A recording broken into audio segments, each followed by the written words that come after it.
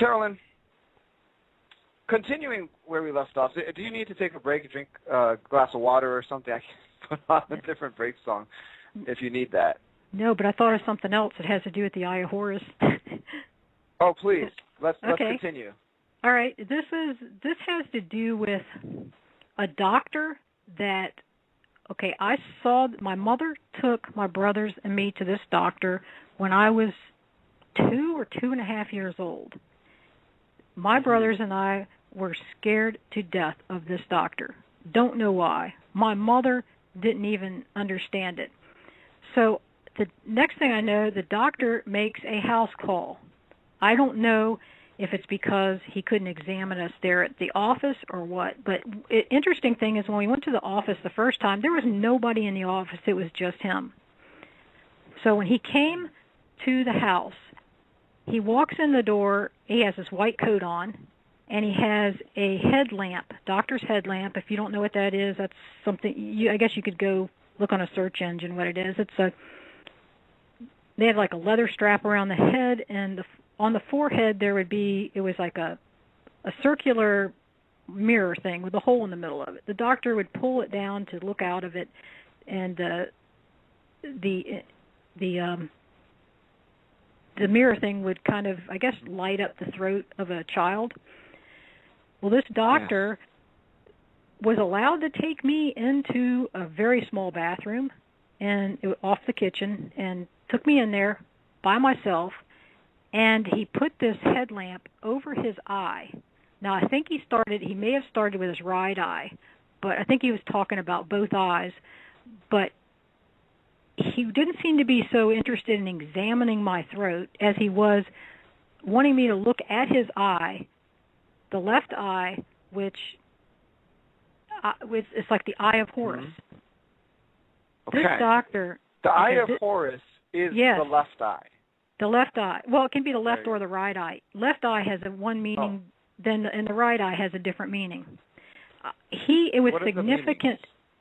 Yeah, pardon me? Yeah, the different... If you don't mind. Yeah, I'm not exactly sure of the detail of the meaning. The left eye, it has to do with, I think it's Horus had his left eye gouged out, and it was supposed to have been made better, something like that. I haven't really done much research in it, and I might know more about it than I realize at this point, but nothing about that teaching has come up about the different types of eyes. I had to look that part up on my own. So that's people can look up the difference. I looked it up because my memory, the doctor was making a point that this left eye, of him using the lamp over his left eye and me looking at that while he was talking to me was significant. He made a point, so I thought, well, I wonder why he's making a point that the left eye is more important than the right for him using it. So that ties in with that. He also turned out to be my ear, eyes, and nose and throat doctor. Now, the name of the doctor was interesting too, but which is another name. I don't know if it's connected, but it's another name that other program people have mentioned as one of the names of the doctors. Also was the doctor that took my tonsils out. There were several of us at the same time. When I was a few years old, we had our tonsils taken out at the same time, and that was, I think I told about it on the last program, where it was a very strange experience, and Dr. Bailey had mentioned to me, when I mentioned about that, he said, yeah, it sounded like it was definitely a programming type of thing that they did to me when they took me for the surgery, supposedly for the surgery. It was totally they didn't do what normal doctors and nurses would do.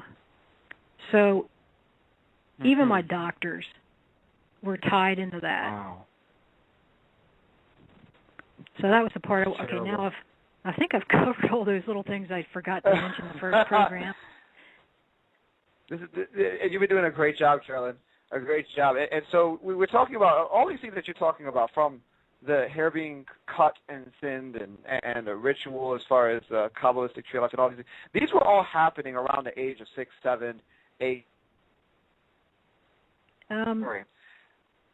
Yes. Or, yes. Mm-hmm. Yes. Yes. Okay.